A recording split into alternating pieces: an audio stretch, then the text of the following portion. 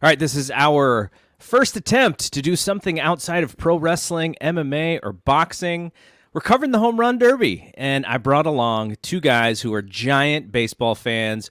First off, he's wearing his Blue Jays jersey. We're not going to say who is on the back of that jersey. Paul Fontaine, what is up, man? Oh, not much. I'm psyched. This is gonna be fun. Yeah, I mean, when we talk about, we can talk about pro wrestling, and there's always, some decisive or divisive arguments on that stuff. But, if I think about what's the thing that I know best, like baseball is really kind of at the top of it. So I'm super excited to do this. And we also have Jeremy. Jeremy and I are resident Giants fans here. Jeremy, what's going on? Not much. I am fully in on a great season of baseball so far. Excitement, surprises, just having a great time with it this year. So this is live, so we are taking comments. If you have a comment, you have a question, we'll throw it up on the screen, something like this. Our buddy Larry is hanging out. The Home Run Derby is in Larry's hometown, right? Like, all right. He should have backyard. Man, he can catch one of those Otani bombs. Exactly. So how we're gonna do this? We're kind of watching the Home Run Derby with everyone in the background. We're not going to necessarily do play-by-play of it. We'll keep an eye on it. If Otani starts hitting 3, 4, 5 in a row, we'll kind of mention it. The problem with this is it's kind of hard because I think we're all on different versions of streaming or cable or satellite. So we'll probably not all be exactly at the same moment, but we'll do our best. But we're just going to talk baseball. We're going to talk about the first half. We'll talk about what our expectations are for the second half. I'll let Paul sell us on why the Blue Jays are going to have a big second half. Jeremy and I will explain to you how the Giants are doing what they're doing when they don't really have the dynamic star that some of these other teams have. And we're just going to do that for an hour and a half. We'll probably go through, I don't know how long this Home Run Derby is going to go, but from when I used to watch it when I was younger, this thing I feel like goes on for several hours. So we're going to do that, and also going to bring on somebody else to kind of hang out here with us. Brady writes. What's up, Brady? Brady blogs for the Boston Red Sox. So Brady will give us the East Coast take there of those teams, because the Red Sox are also having a fantastic year. And I asked Antonio the Promise Thomas, who is also a Red Sox. Well, I don't know. What would you consider yourself, Brady, as far as a fan of a team? Like, what is your team that you do follow? Because I know you write about the Red Sox. Oh, I got my Red Sox shorts on right now. Okay. No, like my relationship with baseball is like kind of weird because I moved up to Vermont for a bit in like Christmas of 06 and started and I was kind of a Royals fan growing up, but they sucked. And so I gravitated more toward the Chiefs, who were fun, and we'd go to their training camps and stuff. But I ended up getting attached to the Red Sox in 07 and kind of was able to blend in a little bit with the kids there. And we started moving around again, and I just kept following them. I had XM in the car, so I was listening to their games, and we eventually ended up in Colorado. And by that point, they were like deep in the playoff hunt. They were, up in the division. They went through their playoff run, and they had the World Series in Colorado. And so that was all big stuff for like seventh grade me. So I was hooked, and I've been a big fan ever since. But there's a lot of stuff that's happened since 2019 with the firing of Dave Dombrowski, the trading of Mookie Betts, the kind of this hesitance to spend on anything in free agency, and just general stuff around the league too, where you see young players getting screwed or their service time manipulated or held down and kind of in a way almost forced to sign lowball extension offers like Eloy Jimenez, where it's okay, if you don't sign this, we're going to hold you down for another year. And that sucks. And as someone who cares a lot about the game, it really took a lot out of me. And that, and what seems to be collusion in free agency, where all these guys who are worthy of being major league players just don't get signed, and then all of a sudden at the same day in December they get the same blanket contract offer. It's this is textbook collusion, and that stuff ticks me off. And this happens for long enough, and it starts to grate on you. And the Mookie stuff was kind of like the tipping point for me. So I barely paid attention to anything last year. I barely watched the World Series. This year I've gotten like more into it. It's still kind of rough to like follow the rest of the league while I'm still trying to do school and everything else and do all the wrestling stuff. But like I've come back to rooting for the Sox again, and they've been great this year, surprisingly. Like I was not expecting this at all. So I'm really happy with like everything that they've done. Okay, I'm going to come back to you because you're going to explain to me how the team was so poor last year and is so good this year, because I don't see a whole lot. There are definitely some differences, some changes, and the manager and all that, but it seems like they are very similar. And I think people would probably say same thing about the Giants is similar to the team that they were last year, and they've flipped it around. We'll save that for a second when we talk about all of our teams. But okay, so the first thing I wanted to do, and people can follow us on Fight Game Media on Twitter and Facebook, and subscribe to our YouTube channel, which people are watching on YouTube. If they're watching on Facebook, you can subscribe on YouTube. The other thing about this is, I want to do more stuff in sports. I just think branching off sort of a Fight Game Media presents, because we have so many sports fans outside of the three sports that we normally cover. And my second one that we're going to do after the Home Run Derby is going to be on the NBA draft, probably a mock draft. I've reached out to a bunch of people who are really draft nerds, and we'll probably do a mock similar to what we're doing here. So that'll be the next one. Probably in the next couple weeks we'll get that going. So let's get to the number one question that and the Home Run Derby they're still going through national anthem. So we'll get our predictions in here in a second. But here's what I want to know. And I think I know some of your answers, but I do want to hear, because I think most people would consider this year, with some of the young talent and all the first-year All-Stars, this year is a really good year for new talent in Major League Baseball.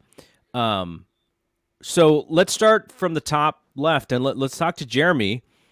Jeremy, who's the guy that in the late '90s and 2000s, it was like McGuire, Sosa, Bonds. Like when those guys came up to the plate, you had to find it, you had to watch it, because you're looking to see that home run.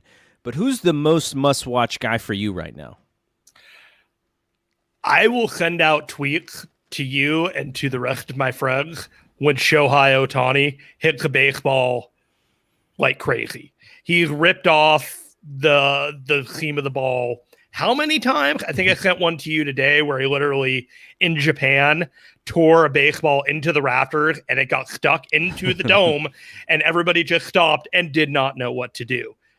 It's magic. Like, you want to watch him. You want to see what he does. He's must-watch baseball. The rest of the guys, I'm Gallo is on fire right now. Soto, the future looks bright for him. People not in the Derby. Tatis, I'm just blown away by the talent that's up and coming, and it's just the future is bright for baseball.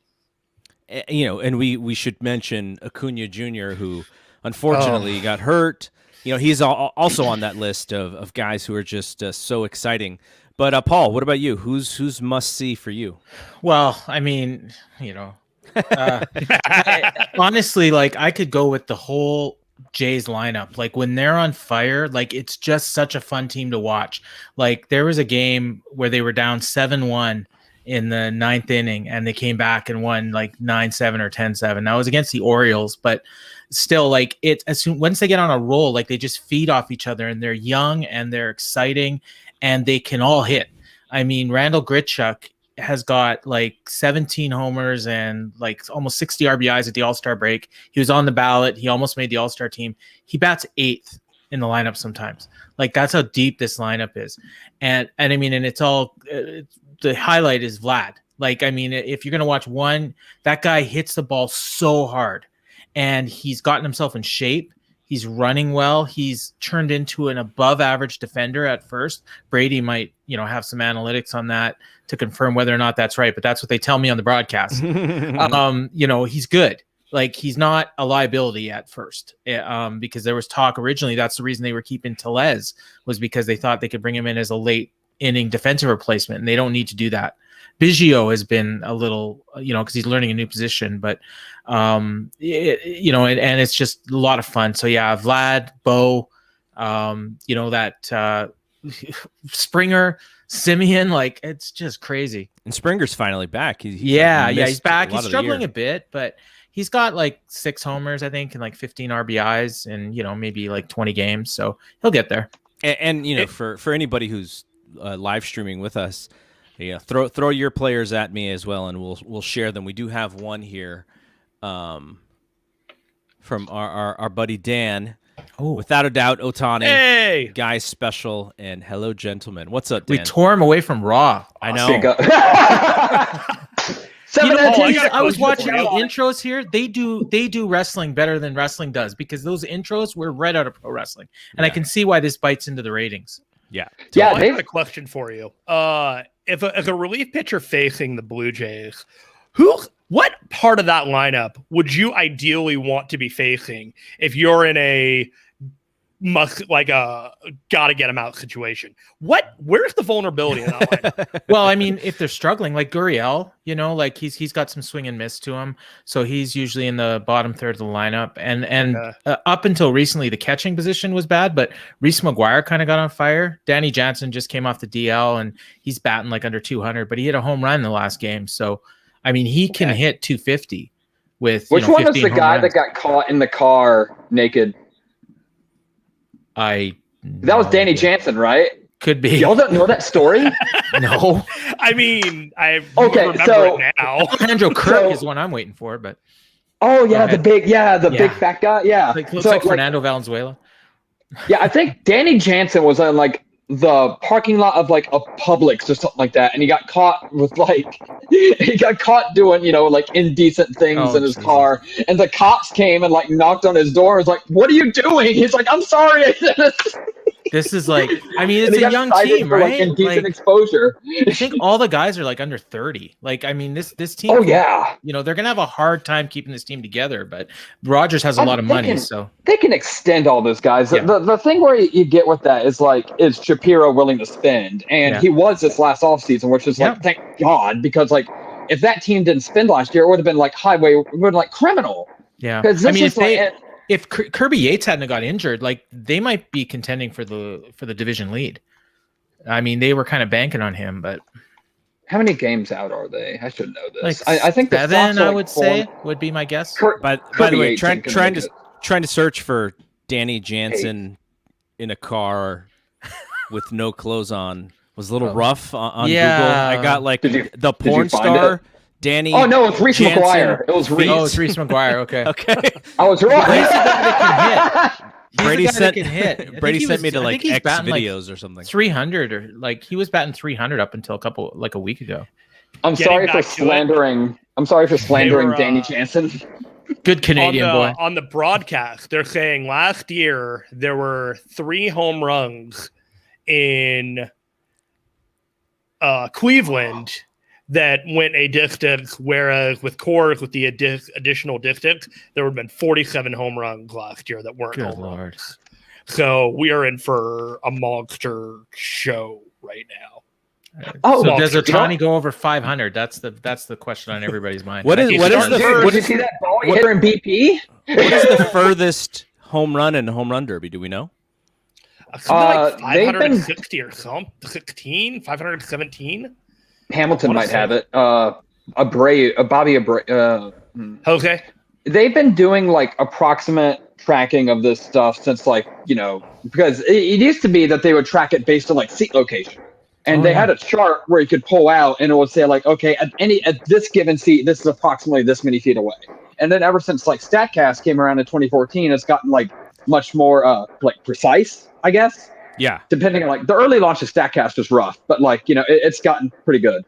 But that's something you should be able to look up. I know Hamilton hit some bombs in the Yankee Stadium. I have a few here. So MLB has an article that came out, yesterday. So like Brady said, they have the StatCast era, and of the StatCast era, Aaron Judge in 2017 in Miami, he hit 4 balls over 500 feet in that home run. That's 80 raw.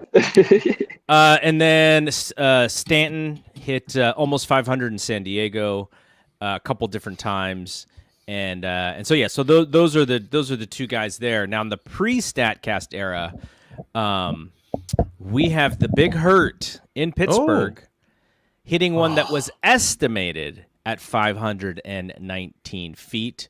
Brady's guy, Josh Hamilton, estimated 518. Abreu in 2005 estimated at 517, and then Big Mac has like 3 different ones that are like right around the same. Was Bo Jackson ever in the home run derby?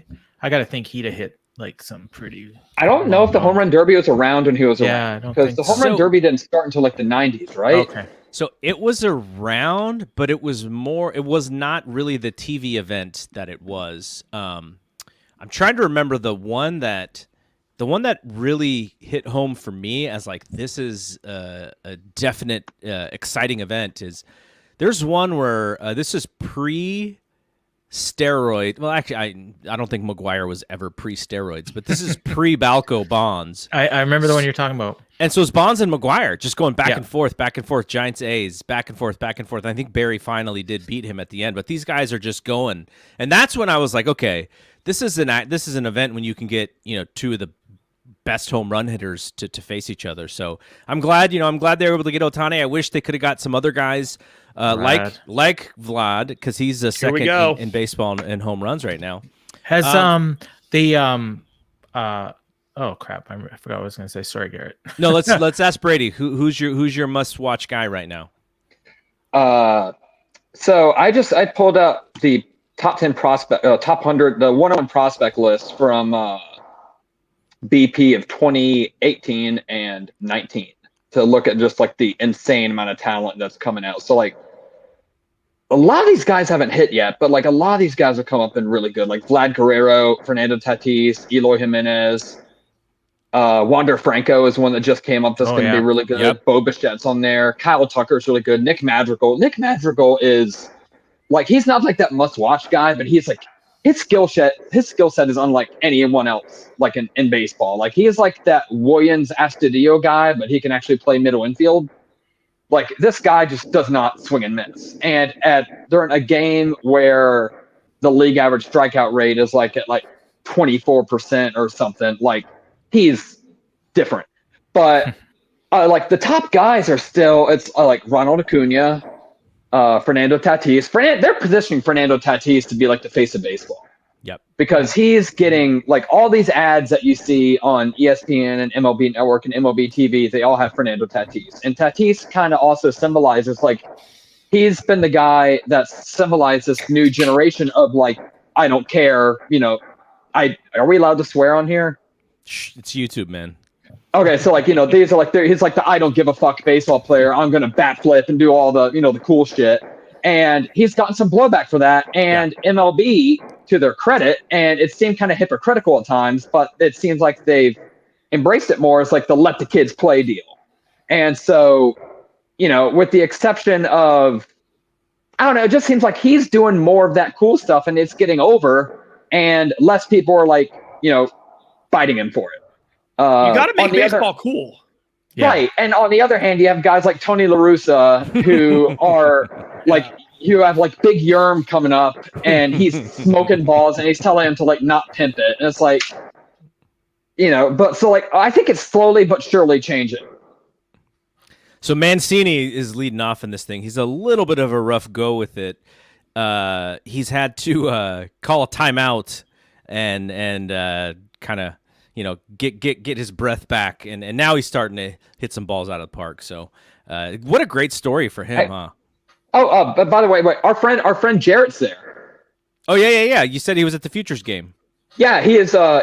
He's in the press box. So if you see balls hit to that empty looking area and down the right field line, like in the second deck, that's press row. So if you see a big guy in a red shirt, that's him.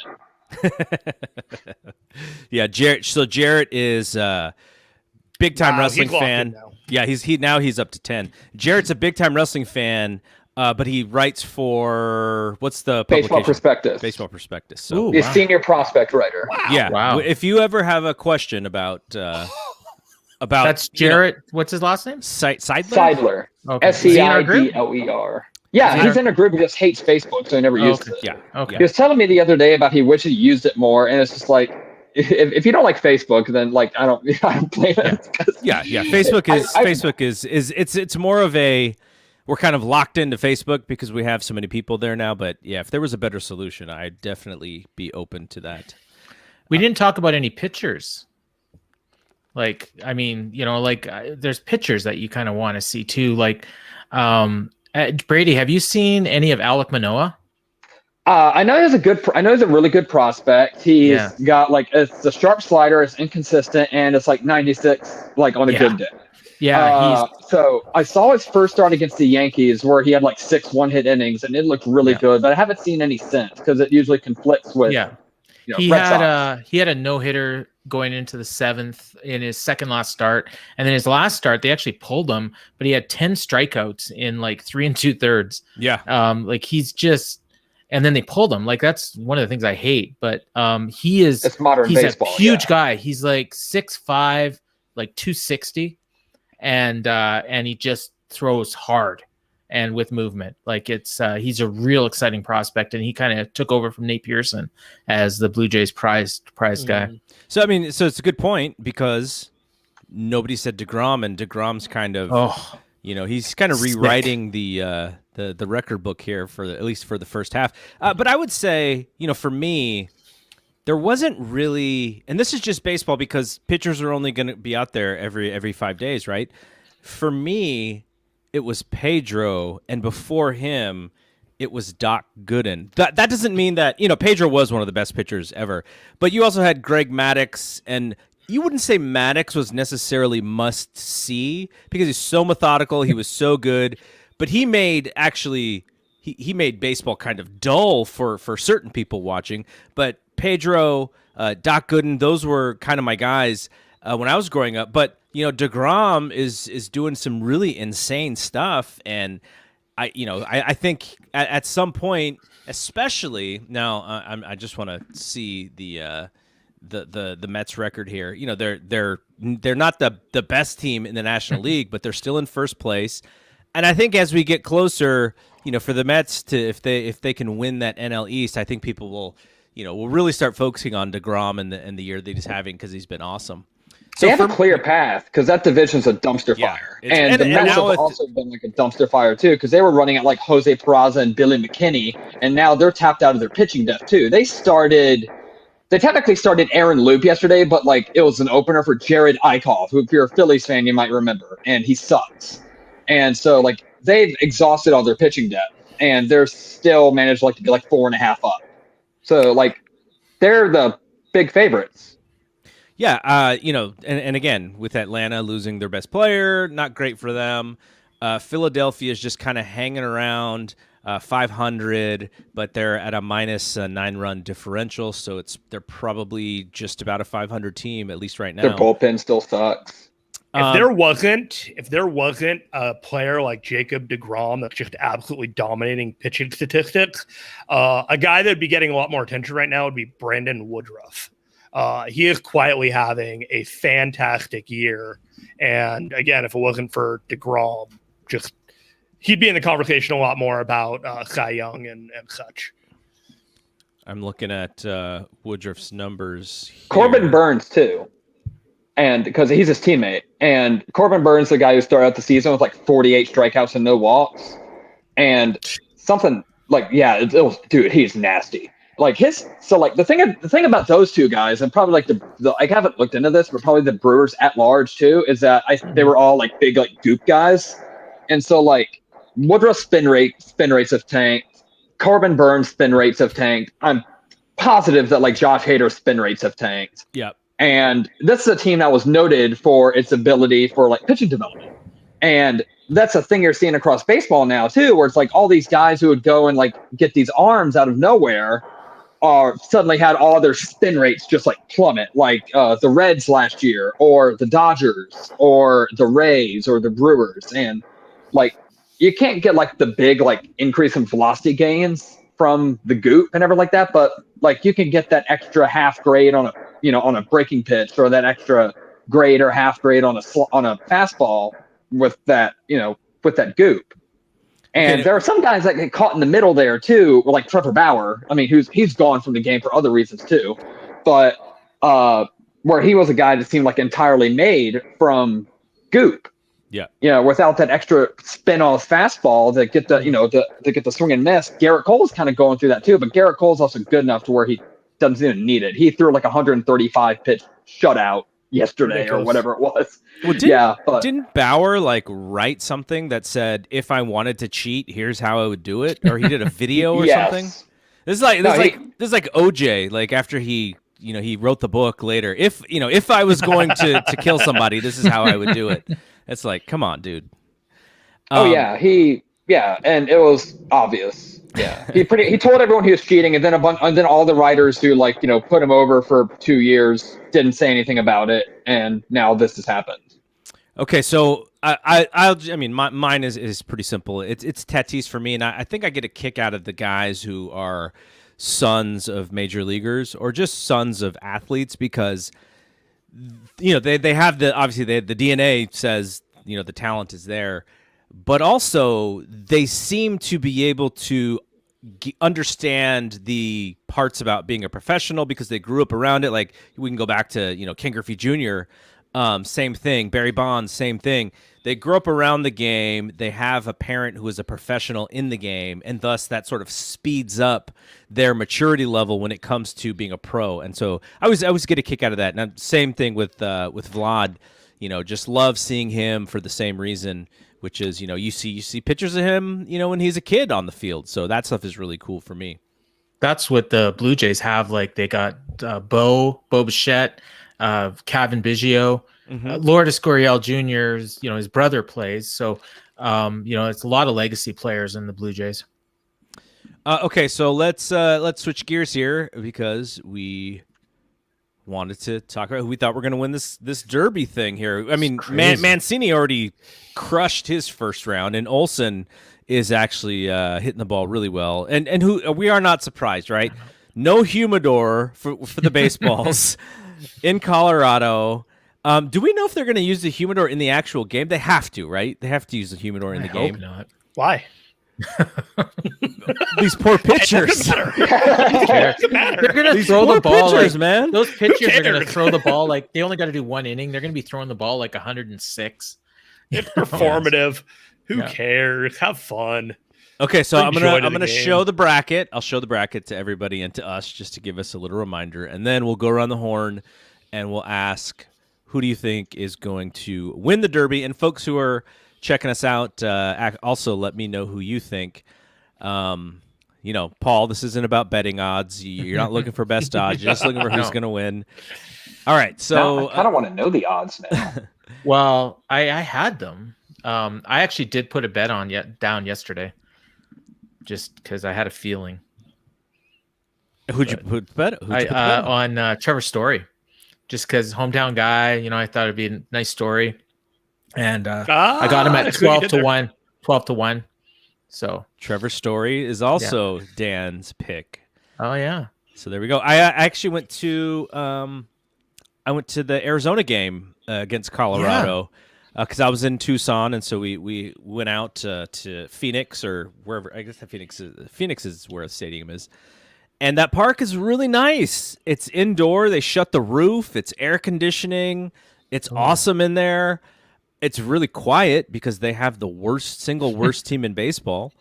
But totally, I really like that park. Like, there's nothing that stands out where you're like, oh man, like this is the best place I've ever watched a game at. It's not that kind of park, but it is a very pleasant place to watch baseball. So I really enjoyed it. But Trevor Story was in that game.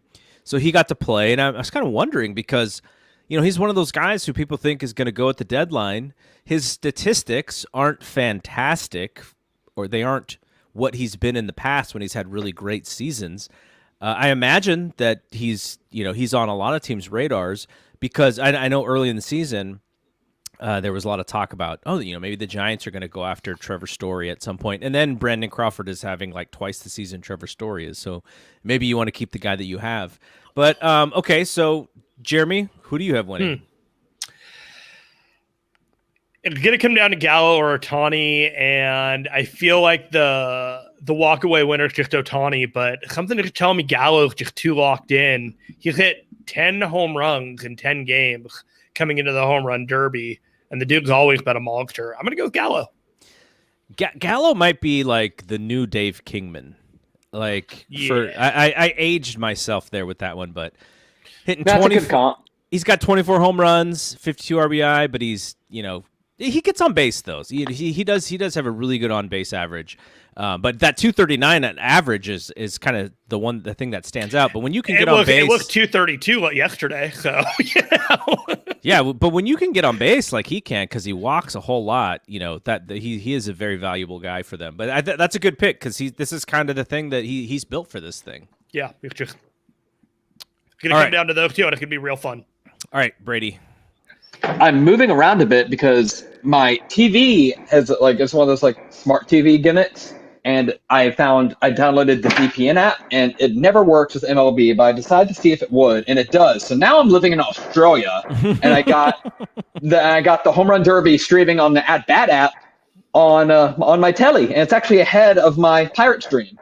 Ha! So this is good. Olsen's coming on here. Yeah, Olsen's. Holy shit, dude! Everybody's gonna. I mean, if you're not hitting, oh my god, all these balls out. Now, does he have another 30 seconds after this, or is this it? I think they have.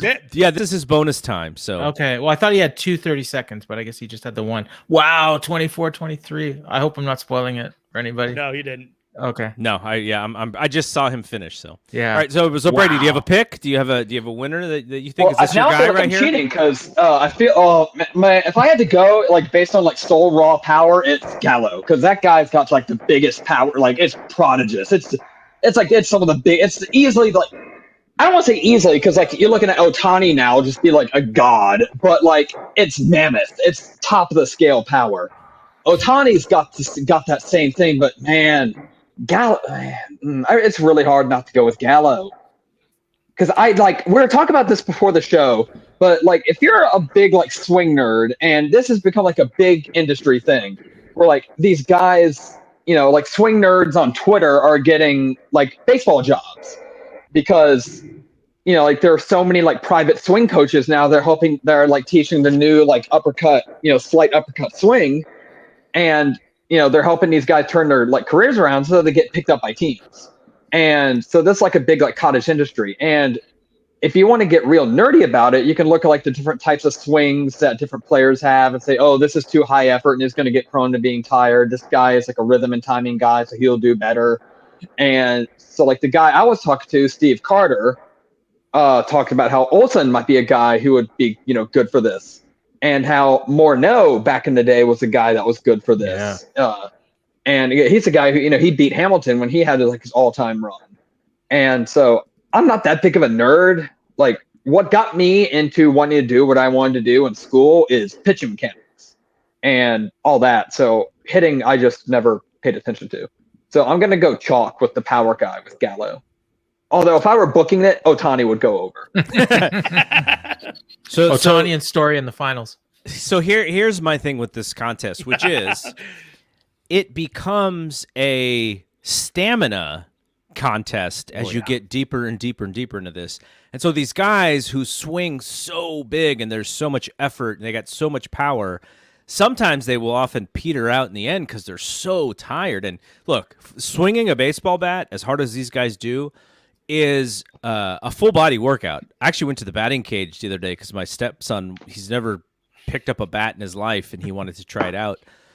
And I'm sore, hamstrings are sore, back is sore, your upper body, my hands were hurting. So it is a full body sort of thing.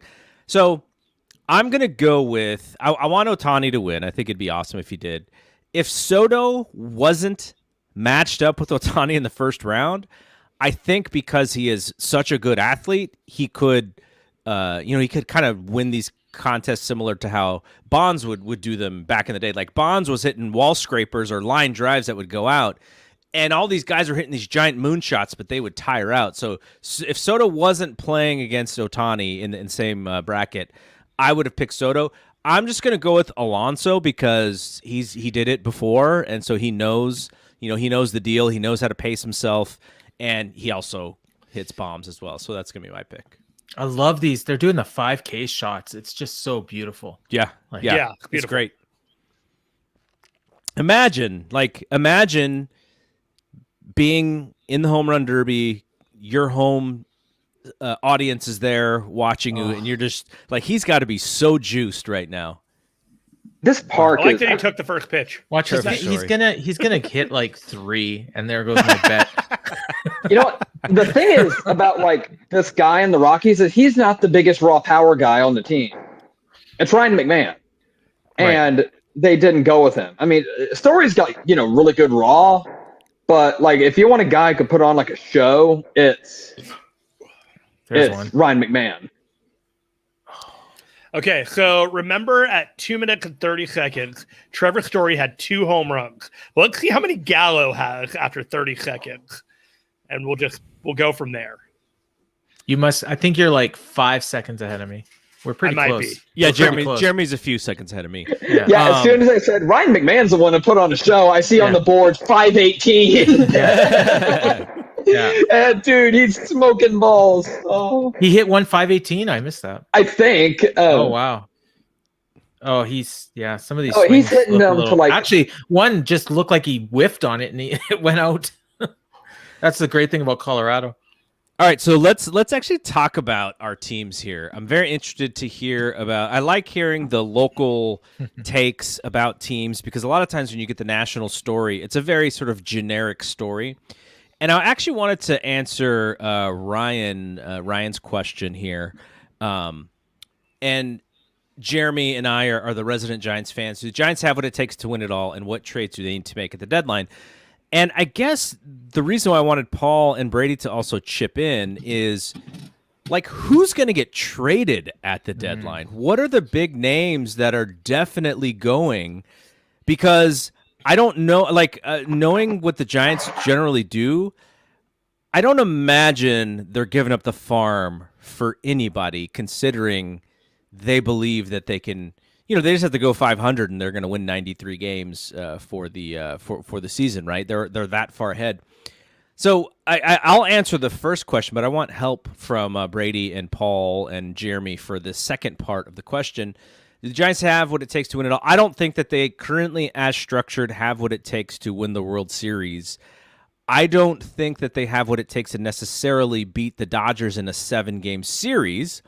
I do think that the way that they play, that they will be battling pretty much all the way to the end. And, if not, the only way that they don't make the playoffs is if they just fall off completely. I don't think that's going to happen.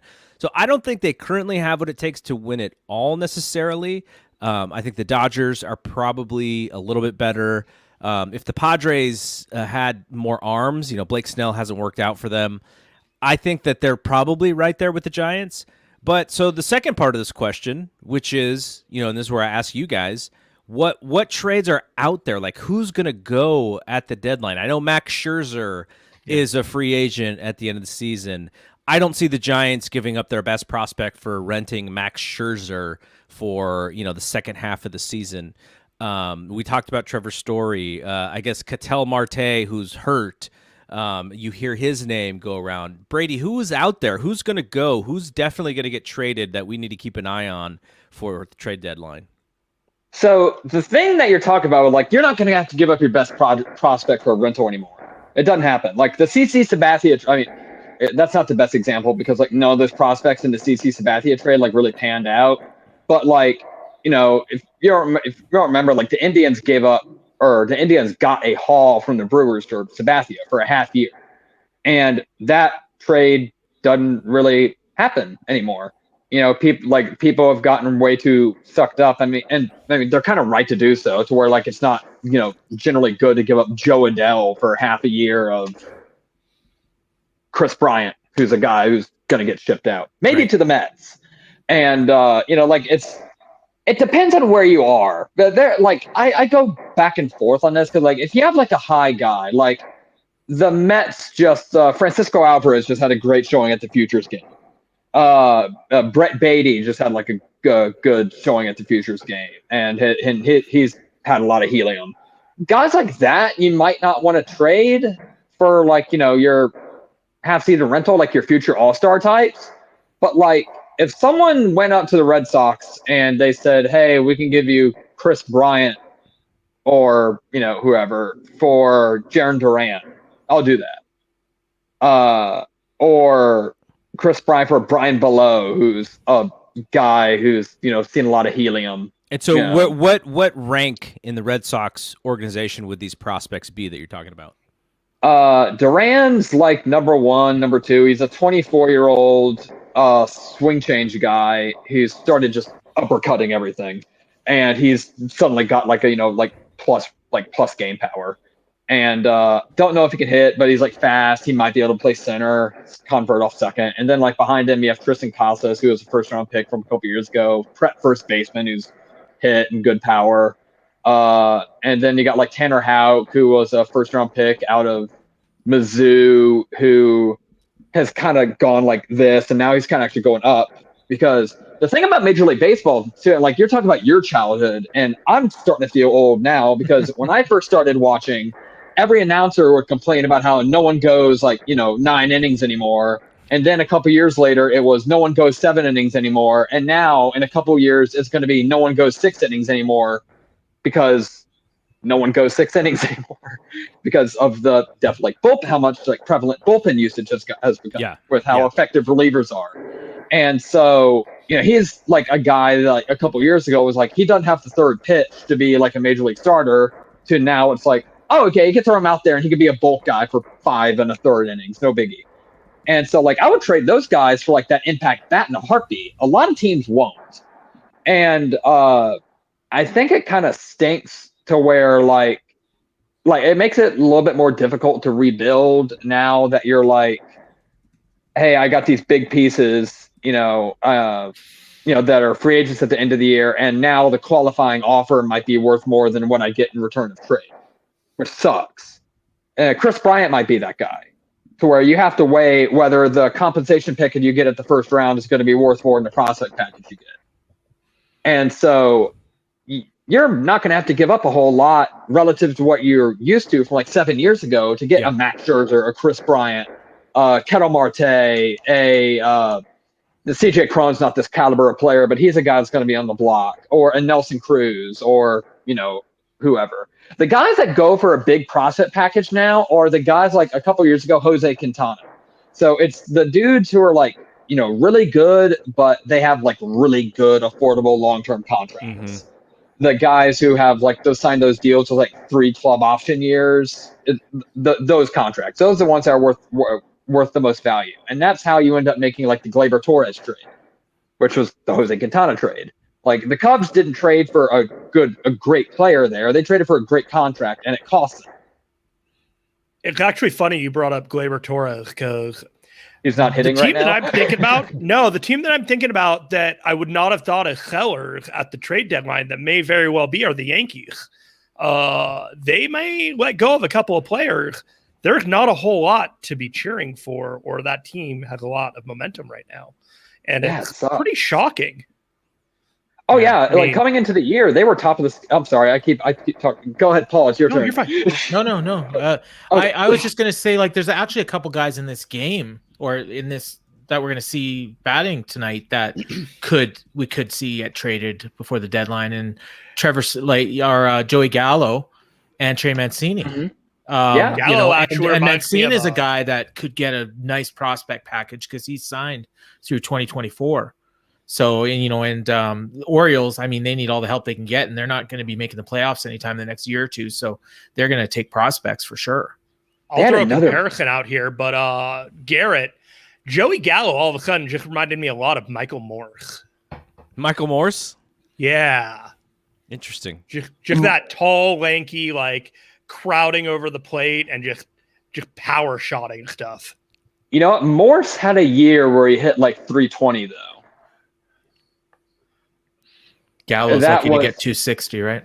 Right. And the thing is about Gallo though is that like the hit tool was like the big concern. The swing and miss was coming out and was the big concern. But like hitting 220 is not like terrible anymore. No. The major league average is like 234, 239 or whatever, right? Yeah.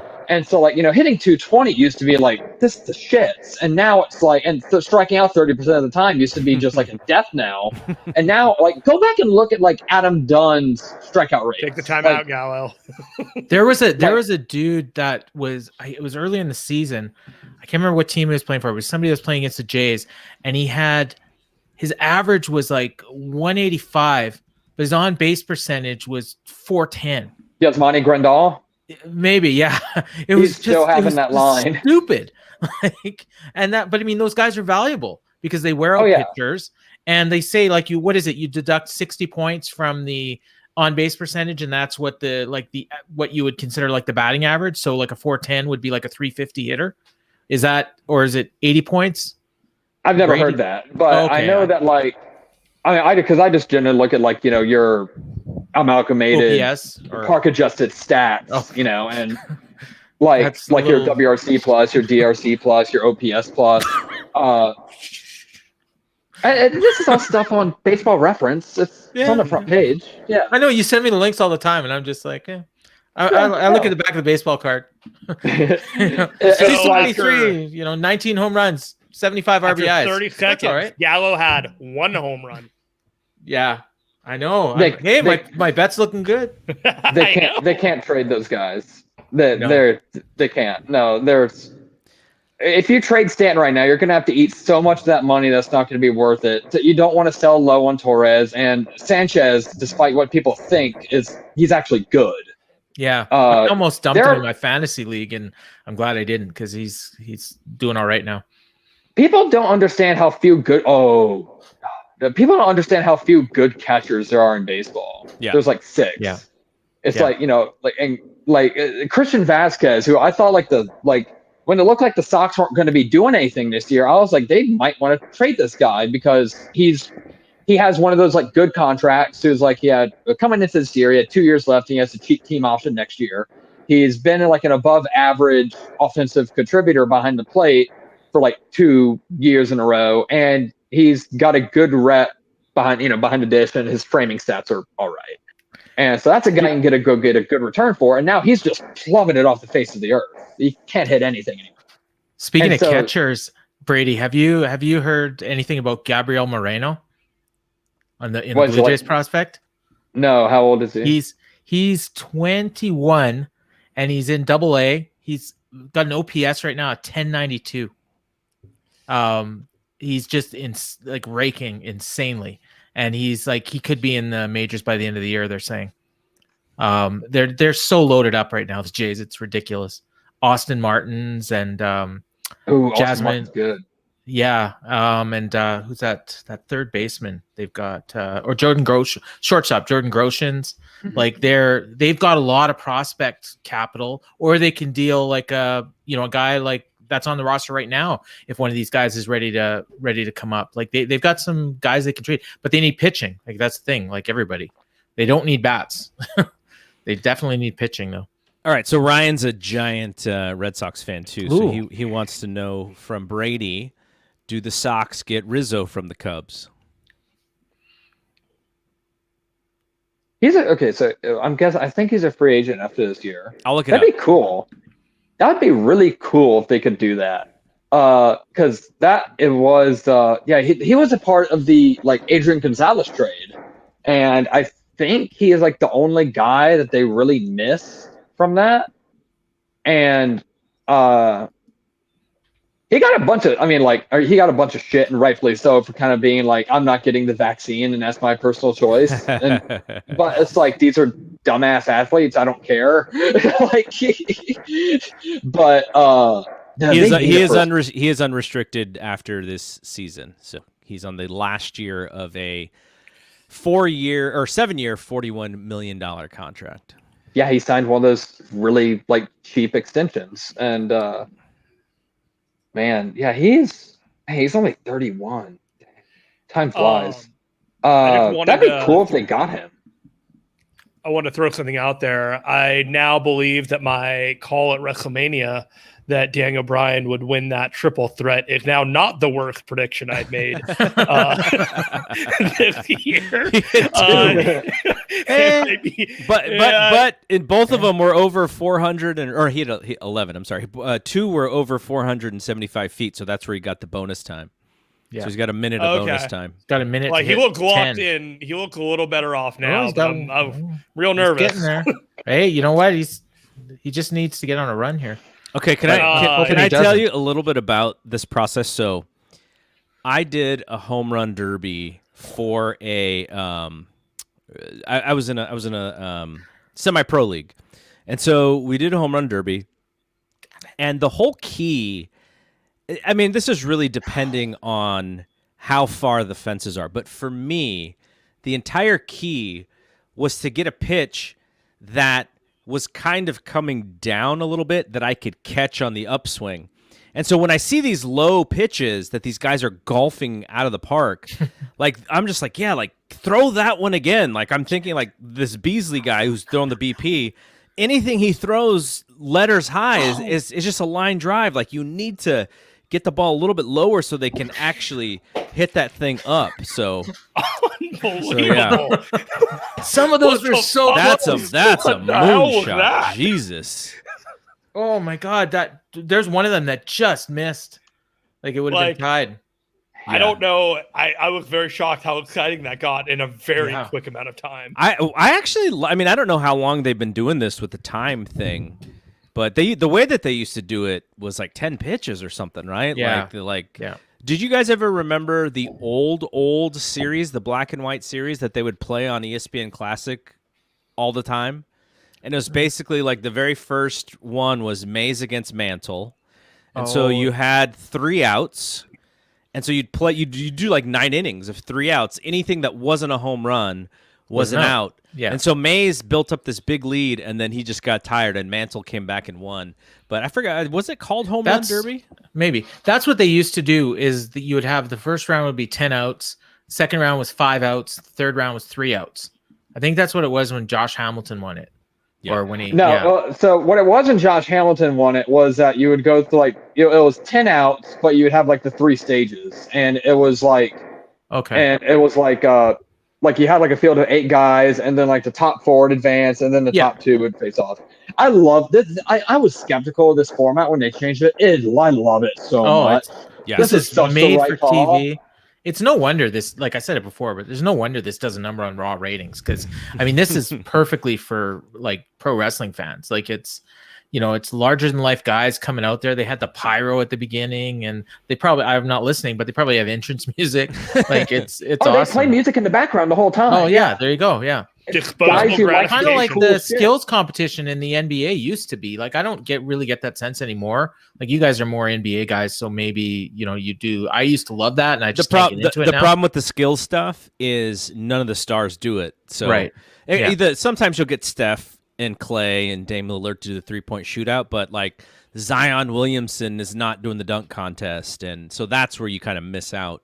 It was really disappointing we didn't get to see Vlad this year, but I guess he's got his reasons. And Brady and I were talking about that, about why. I mean, what they're telling us on the broadcast apparently doesn't line up with the stats.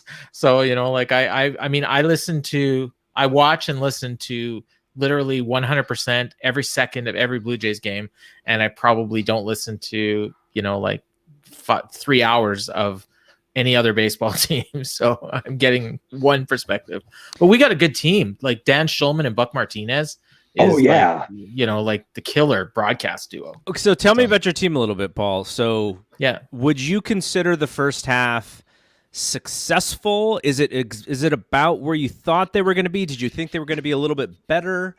I think that this is maybe slightly better. Like I think most people, because the division is so tough, like we're pegging us like a 500 team.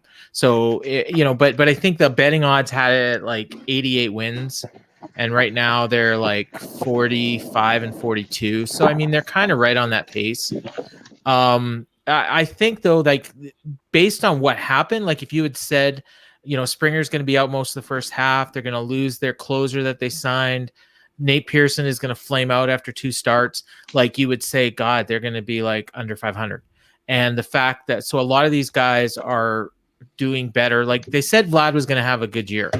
I don't think people thought he was going to have like almost a triple crown year. And I mean, if it wasn't for Shohei Otani, he probably would be. Like he's hitting like over 330 all year. He's got, he's second in the majors in home runs and RBIs, I think too. And on base percentage is crazy. Bo Bichette is actually maybe underperforming. But he's like he's getting up to 300 right now. Like he's actually hitting over 300 for his career. Like he's just insane. Biggio was dealing with an injury earlier in the year. He's coming on. And then Simeon has just like, he's on a 1-year deal. So he's just basically, he's going to get paid next year. Jays could trade him at the, if they decide one of these prospects is ready, they could get some prospects for him, but I think they're going to keep him and just ride it out and then try to offer him a contract. Because the other thing you got to remember is this team has been playing on the road all season. Like they've not been able to play in Toronto. So they're playing in Buffalo in a minor league park. They played in Dunedin before that. And at their games, their home games, fans are cheering for the Rays. They're cheering for the Yankees. Like they were getting booed at their own home park. Like, so now that they're in Buffalo, it's a little better. The Yankees, they still get cheered in Buffalo, but if they're allowed to play in Toronto by the end of the year, and kind of we're thinking maybe like mid-August, September, almost maybe for sure, then like they could come on at the end of the year. And the other thing is they've had the hardest schedule, I think, or second hardest of any team in the majors, and their second half is a lot easier. So they could come on. I think they're going to hit 90 wins. I just don't know if that's going to be enough to get a wild card spot. Okay, so I'll ask you in a second. A wild card spot. Will it? Okay. I'll ask us all in a second. Yeah. To give us to give our predictions on who's gonna be at the top come the end of the season. But before that, Jeremy, yes, is there a guy that you want the Giants to chase at the deadline? Is there somebody who stands out that you think could help them? They're Dodgers are going to be on their tail immediately. Start a second half. Padres are going to be right there, and they're going to have to. Maybe it's probably a good thing because it'll keep them. The whole iron sharpens iron thing. But is there anybody out there who you think fits what they try to do really well? No, actually, I don't. To be perfectly honest, the plan was never for the Giants to be this good this year. It was always, they were setting up for a run maybe next year, the year down the line, when they're really going to hit afterburners. And if they can play well and maybe pick up a starting pitcher that they can get for a great deal, which is what Farhan had talked about a couple of days ago, it really seems like they would be in a better position for players to want to play for them, given what they were able to do without that mega blockbuster player that they acquired at any given time. They've done this all on grit and talent and experience with Crawford and Posey and Cueto. And I mean, Cueto hasn't even been that great, but you have that veteran leadership that has guided the rest of these pitchers that are all on like rehabilitation tours. You got a bunch of guys. You got Alex Wood, you got DeSclafani, you got Gossman, who were all picked up because they were out to prove themselves. Mm-hmm. And you keep doing that next year, you're going to get more players that like, yeah, I'm out to prove myself. And this is a place where I will get the chance to prove myself. So no, I don't really think there is anybody right now. I feel going after it in a time where we're already ahead of the Dodgers and the Padres at the break. And we've done nothing more remarkable than play good baseball with what we have. And yeah, the Padres and the Dodgers have had injuries and off-field issues that have set them back from where they're supposed to be, but not for 1 second should that take away from what the Giants have done this year and completely outperformed on all expectations. By the way, Pete Alonso was on fire. Holy Yeah, he was crap. Why did he take the timeout? Well, because he made it. He hit like a bunch in a row. Then he didn't hit one, and then he Okay. took the timeout. God, he's on pace to get like 40. This guy's good at what he does. I Yeah. was beforehand. His I was like, swing- nah, Pete Alonso. His swing That guy's is so shown- sweet, like just so You know- even. Like they showed highlights of him beating Vlad in the finals a couple of years ago. He's so just chilled out right now. He's like, all right, let's do this. That's the real reason Vlad's not in this, because he was afraid of going up against Pete again. So the one thing that I don't think a lot of it's not a big story yet, but I think the Giants only have maybe 2 guys that are on the books for next year. I think it's Cueto and I think it's Tommy La Stella are the only guys on the books for next year. Brandon Crawford, Brandon Belt, Buster Posey. They'll buy out Posey. I think there's a $5 million buyout. So, What's his option for? 20 something, I think. It's considerable. It's worth it. I mean, he's hitting like an MVP right now.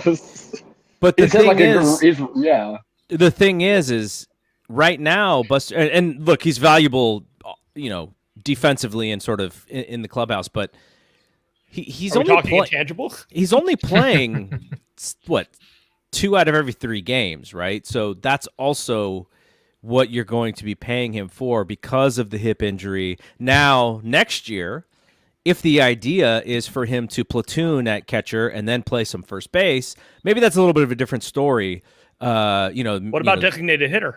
That's another that's thing. what I was thinking. Is the designated hitter is maybe they do just pick up the option because of that reason. But so I mean the Giants have so much flexibility when it comes when it comes to what they could do next year. I want to put up our resident Dodger fan here, Mike Gilbert. He's Hey Garrett, your pick's looking good right now. Wow. He's doing well. Wow. Did anyone see that picture of his TV that Mike put up on Twitter with his trash wall with the holes in it? And so here's Mike's follow-up tweet here, or follow-up comment. Brady's a whole shamer. So he I was all over Nia Jax too. The Giants.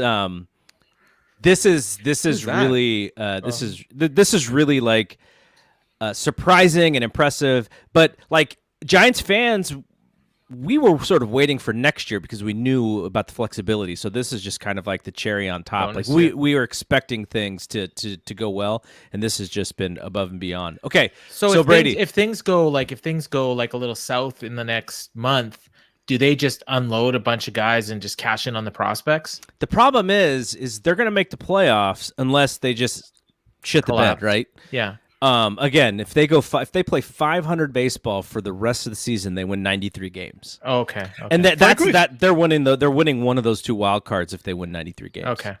Frankly speaking, a lot of Giants fans went into the season looking at the Diamondbacks and looking at the Rockies and knowing that they had a legitimate shot at a 3rd place spot and a wild card. So that was always the intention and the goal, to try and hit that threshold. At this point, they're going to hit it. And so it's just how far do you want to commit from that point on, thinking that that's the milestone you've already reached. So, Brady, tell me about these Red Sox, because like I said, we kind of talked about it in the beginning here.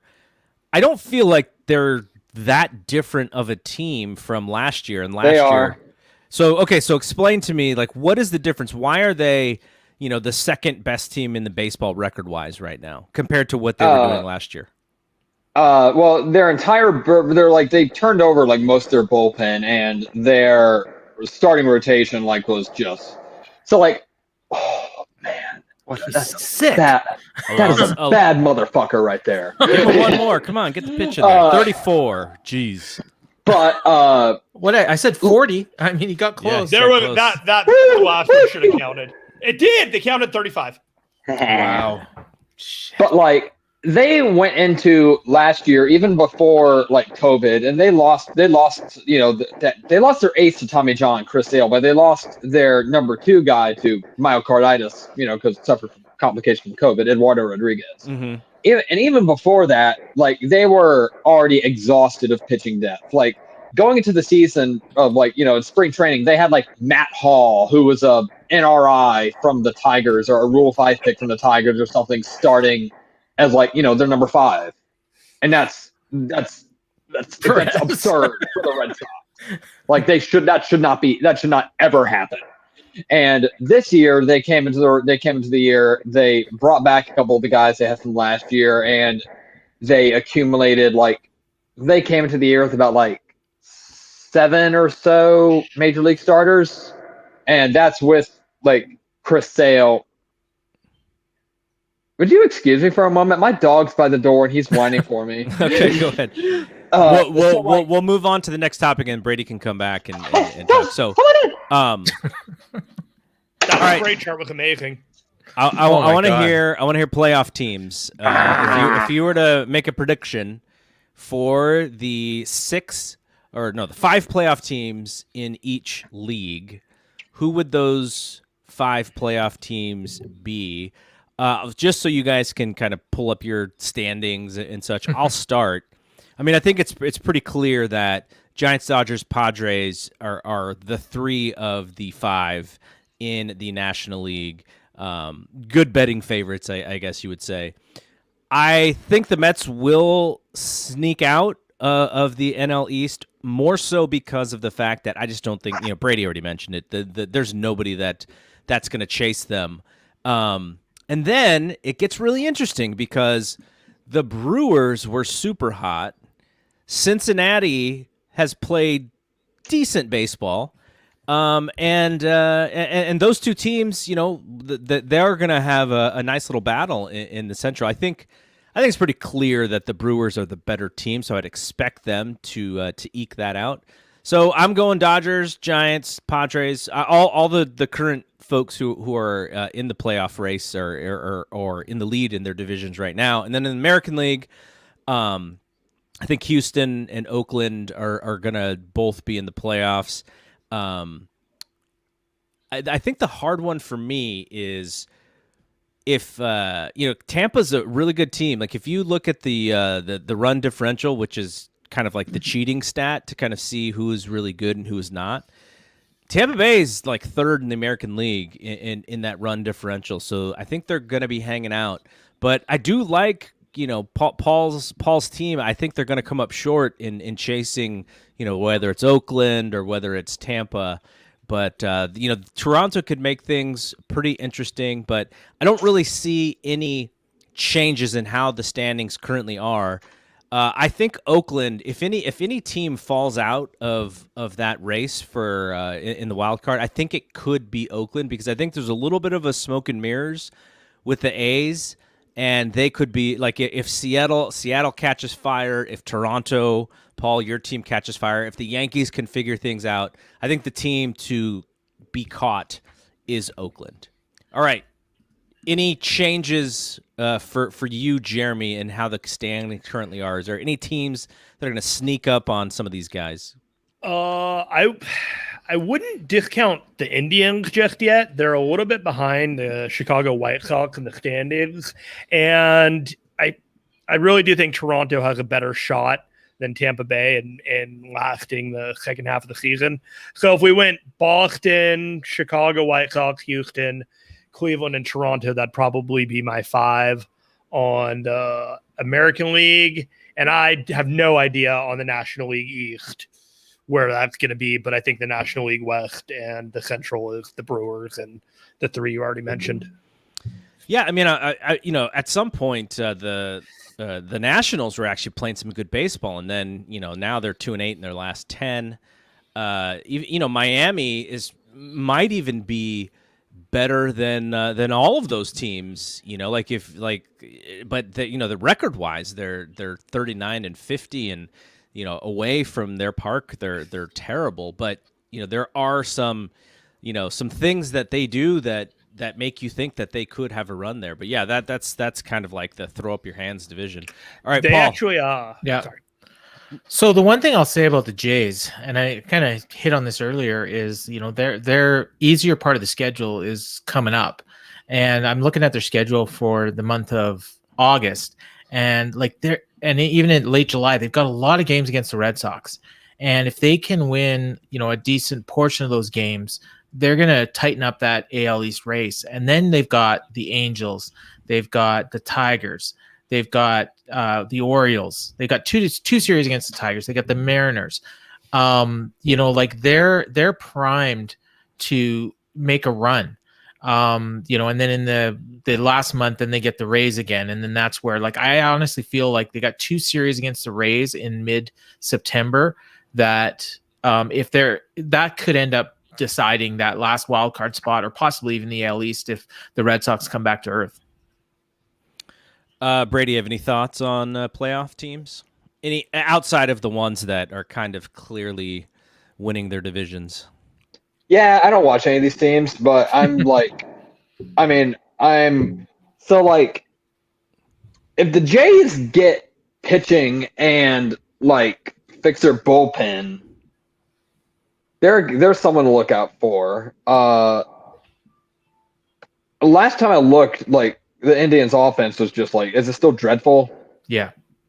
Okay, so yeah, and Seattle's fake team. I'd love if the Angels caught fire, but all of their free agent signings for pitching has just completely just shit the bed. How does a team with Otani and Trout doing that bad? Trout's not playing. Oh, is he not? Yeah, Trout's that right. and man, baseball. Oh yeah, that's right. He's not in this game. That's right.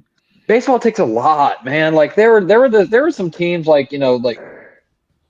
they have 2 Hall of Fame level players or whatever, and they still suck. I mean, man, it takes a whole team, man. It's really hard to put together a good comprehensive full team. Well, that is a failure, right? When you have the best player in baseball and you cannot put a winning team around this dude, that's a failure of the front office.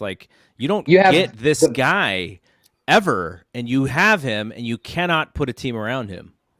I mean, it's been multiple front offices at this point, and the Angels are an organization where it's Artie Moreno as owner who likes to meddle, and it would be best if he was forced out. if something happened and he was forced out of the org, it'd be best for it, because they're a dumpster fire. But they their system used to be terrible. Because there were the years where they had Trout in that system, and it was all right. And then when they hired Billy Epler away from the Yankees, it got a little bit better. And I don't know how much of that has really panned out. I know David Fletcher is a guy. It's really funny that they were looking for David Eckstein for 20 years, and then they finally found him again. And now he's he's on he has a 22 game hitting streak or something right now. But man, they haven't really developed it. Griffin Canning just got sent down. Joe Adele, apparently, it looks like he might not be able to hit major league pitching, which stinks. And it's Perez. Yeah, I don't know. Here, let's take a look at the standings. The Mets are winning that division. They should, as long as they don't completely crash, because the Phillies are just. Whenever I think of the Angels, I think about a team that just got stuck under a massive amount of long-term contracts that did not pay off, and they've never been able to really recover from that. They've always missed out on talent from all these massive 10-year contracts that they did. Well, that shouldn't stop. That shouldn't stop any team in today's game. But these teams are just raking in money. The amount of money that these teams make is incomprehensible. Someone made the point that if the Yankees are running payrolls comparable to what they were in the late 90s with the boss running it, they'd be running $400-500 million payrolls, and they're not. And you have a bunch of teams around the league who cry poor about this shit. And meanwhile, all their TV contracts got paid out last year. They got the big postseason ad revenue political bump. They, they just lost out on some attendance. And these guys have enough money in the bank to be able to, paper over that. The Albert, the funny thing is about those contracts they signed, the Albert Pujols contract. People talk about how bad it was. They signed a worse contract that year. C.J. Wilson. And like, I people grew forget up that. with CJ Wilson. You grew up with him? I did. He lived around the corner from me. Still friends with his brother on Facebook. Straight guy? edge guy, right? He's all right. I like his brother a lot more than I like CJ. But yeah, he owns a car dealership in Central California now. I thought you were gonna pull the Adam Carolla. No. CJ's CJ. I thought you were gonna pull that We one. may not even get to Otani by our 90 minutes the way this is going. I know. We may just miss out on Otani, but then we're gonna have to shut it off and go immediately to our big TVs and watch him hit. Okay, so as Paul mentioned, we're very close to wrapping this up, and really appreciate the people who are hanging out with us and sending us comments. Dan and Mike and Larry, Ryan. There's a couple other people as well. I want to know, who do you guys think wins the World Series? Like, who's the best team in baseball right now, and who would you, if you had to put money on it, who's winning the whole thing? And we'll start with you, Paul. Oh wow. I gotta go with the Dodgers. I just feel like they're just waiting in the wings. Like, I don't watch a lot of their games, but every time I do see them, they're so good. They're so deep. They can handle anything. Like, their bench players would be starters on just about any other team. And yeah, so I'll go with that's the easy pick, but I'll go with the Dodgers. All right. Jeremy. With every fiber of my being, I hate that I'm about to say Houston. I still have suspicions about the whole team and just in general, and I don't really feel like they really got the consequences that their everybody cheats were whatever, but you can't deny that team is doing well this year, and they look great. Brady. No, it's funny, you look at them and it's like all of a sudden, like, they posted like fairly low like strikeout rates last year or two, but now they're back to posting like, these absurdly low strikeout rates again, and they're doing everything that they did like exactly when they were cheating, and so like it wouldn't surprise me, but like so I have no idea, because like the thing is, it was like sabermetric orthodoxy for a while to say that the playoffs are a crapshoot, and that's really like not true, because like if the playoffs are truly random, the odds of like the Giants or the Yankees having like these dynasties that they had like would be like statistically impossible. Mm-hmm. Like it just like there is skill and value to having a better team and having certain strategies, and pay off in the postseason.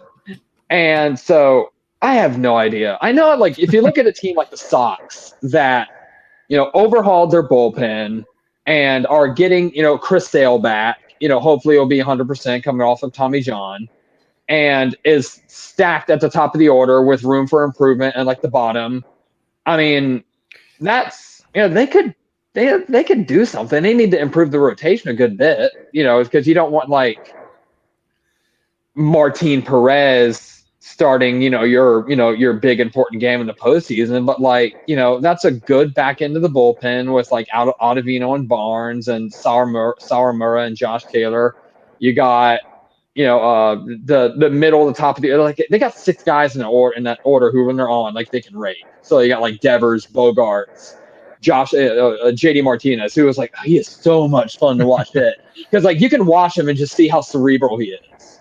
Like he is just like, he just does everything. It's beautiful. Devers is like, might be even more like, I think he's a more productive hitter, but it's just completely different, because you'll see like Devers try and like uncork a fastball that's like 1.5 feet inside, and he just like he can't do it. Not even he has enough like bat speed to do it.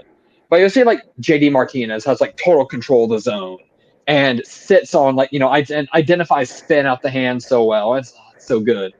And so they can do something. I don't know much about the Rays, because then like losing Glass now hurts.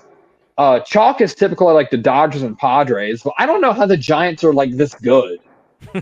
Because like, so like, I mean, other than like, I've seen people speculate that they're cheating too, and hey, nothing would surprise me. So like, because like all of a sudden like Brandon Crawford, Buster Posey, and like all these dudes who we thought have been washed for 3 years are having career years again. And so it's like I have no idea how they're doing it. They do three things really well. Their starters go about as long as you can go into games these days. And so you don't really have to get to, the worst of their bullpen usually. They hit home runs and they walk. Like they do those three things really, really well. That's an old school. Yeah. Yeah.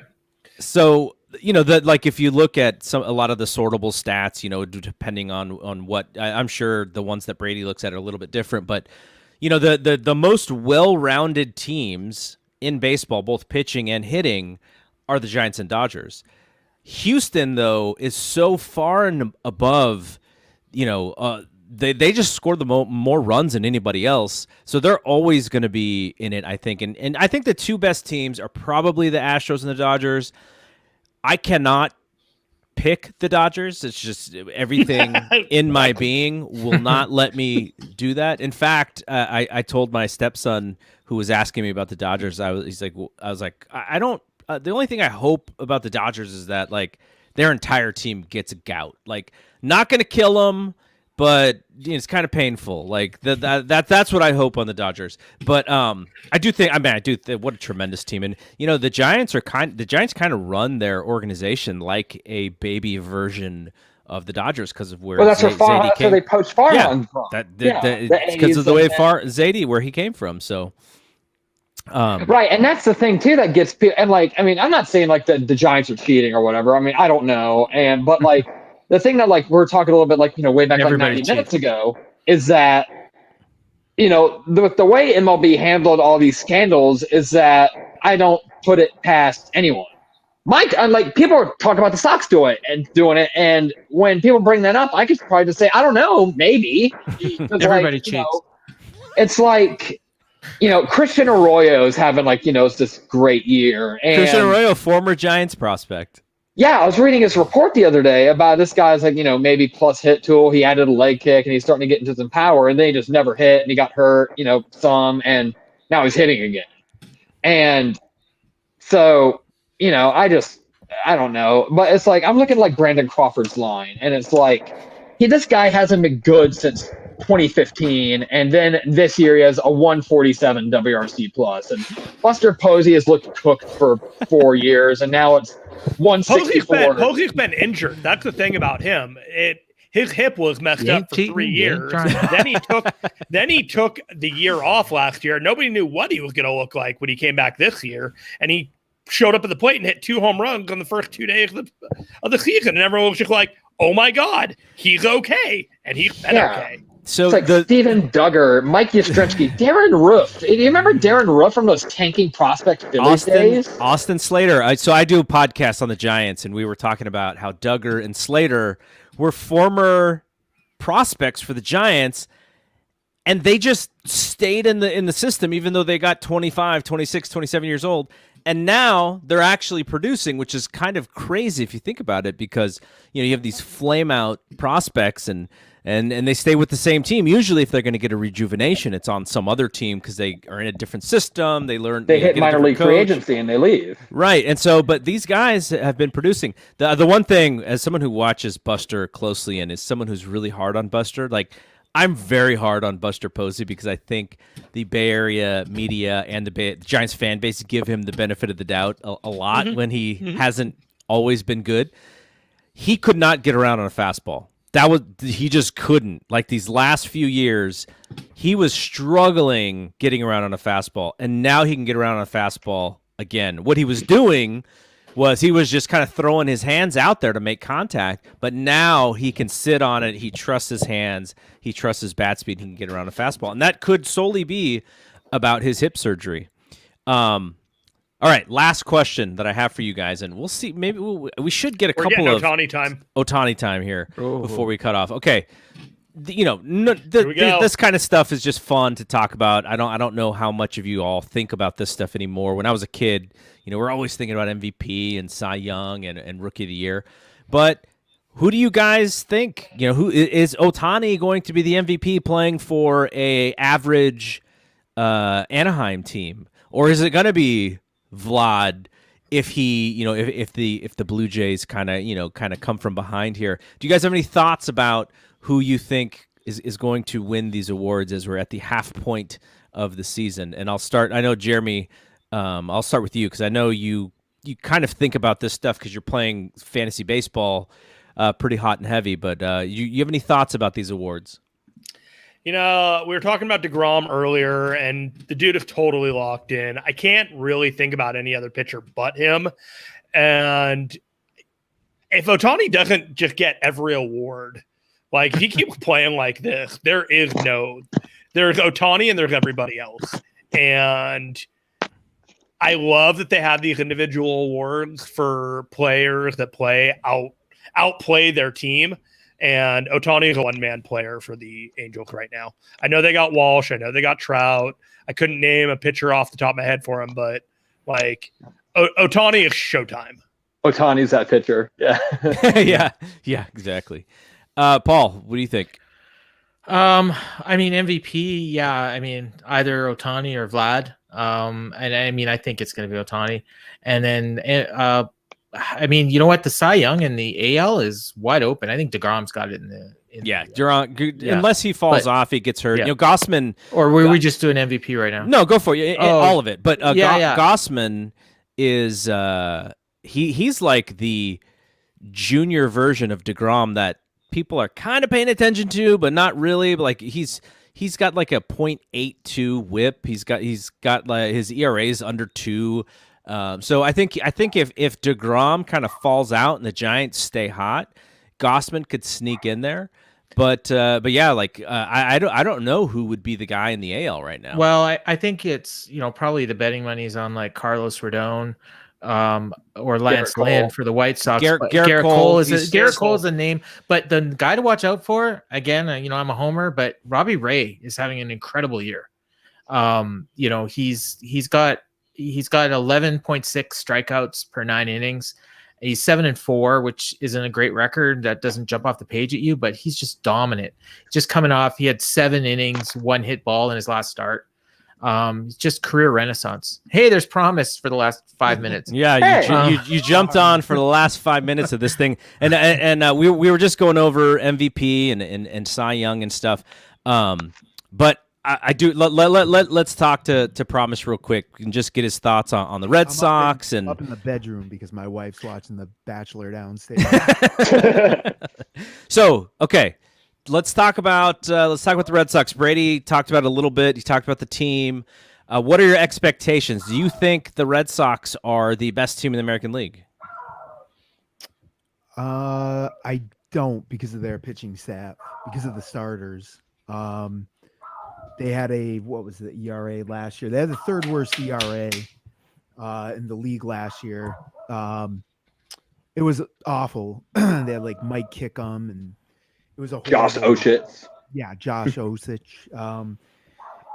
Yeah, we talked about it earlier on the video show, and I just don't think they have, unless they get a Jose Barrios, unless they get some veteran starters. I don't know. The bullpen's been good. Barnes has been great. Ottavino's been good. Josh Taylor has really been good. Kawamura. Sawamura. Yeah, he's been great. But Whitlock. Garrett Whitlock. Yeah, I really like Tanner Houck, but he's been up and down. So the AAA team is right here in Worcester. So I've yet to go to a game. But they need to call Jared Duran up. I don't see why. Quit messing with Franchi Cordero. The hitting's not the problem. The hitting's never been their problem. It's always been pitching. So it'll come down to that, having a deep bullpen. The bullpen's better. Garrett Richards, I'm not a believer in. Never stays healthy. So Evaldi, same thing. So we'll see. The best team in the American League right now is probably Houston. Yep. Not the most talent, but Tampa Bay is always a threat because any player they get is going to be better than when he gets there as opposed to when he leaves there. Let me see. The West, we got Houston, White Sox are up there. The White Sox, yeah, the White Sox have you got Lynn, you got Giolito, you got Dallas Keuchel. Kopech might be sneaky in the second half if he starts getting extended for innings. They've been Otani had a weak showing here. So Otani, just to update folks, Is that Soto Eddie had Kingston? Soto had 22 bombs. Otani heated up at the end, but he ended up with 16, and he's only got, I think, He's in 30 position. 30 seconds of extra You time. got a No, minute. I got a minute. Oh, did he get a minute? Okay, He hit 500 on the last one. good, because he looked really tired after that. He was like bent at the waist, like tired. So that Oh you my know, God, is that Oh, Ken shit. Griffey Jr.? Yes, that was so. Yeah, they said this man won the home run derby in 1998. 93, right? So I'm like, 98. I saw him taking a picture when Otani started, and I'm like, Mo Vaughn? Like, I don't remember Mo Vaughn winning it. I look honestly, the first thing I thought of was Cecil Fielder. Oh God. Yeah, he's got that shape. I was like, no, and then I'm like, Prince There Fielder. it is. Here we go. I was like, no, I was. They don't call him the kid or junior anymore. They just call him Uncle Ken. He's in Ben Askren shape. Oh, So Otani is trying to catch Soto. He's got some time here, and he's having a really He's good gonna showing do it. here. He just put the ball in the second deck, and that one might even go further. I just think this guy's getting hurt at some point. He hasn't been able to stay healthy. I think just one year he had 25 homers. I think I don't have stats in front of me or whatnot, but we have to Tommy John. Yeah, yeah, he missed a whole. He missed. Was it 2019? He missed. He missed half of his rookie year in 2018 with it, and then he missed most of it in 2019 because he came back and hit while he was rehabbing the arm. yeah. Yeah. And this Flair is- for the so this is- dramatic Wow. there. Jesus. Thought What you that? were saying- They got to face off? Yeah, it's a Yeah. tiebreaker round. It's like 30 seconds or something. Oh man, what a way! Well, and that'll end it for us. What a way to end it for. Why did Paul Almost the leave? first round. I come on, Paul leave. His Well, wife no, was Paul yelling at him. had a very he had to go get off at exactly at after the half of the hour. So so tons of fun. We had some folks watching live. It was awesome. I really appreciated all the comments. Like Dan was keeping us updated because we have the volume off. So Dan and Larry were keeping us updated on what the announcers are saying. Really appreciate you guys watching. Appreciate Brady and Paul and Jeremy and Promise showing up at the end there.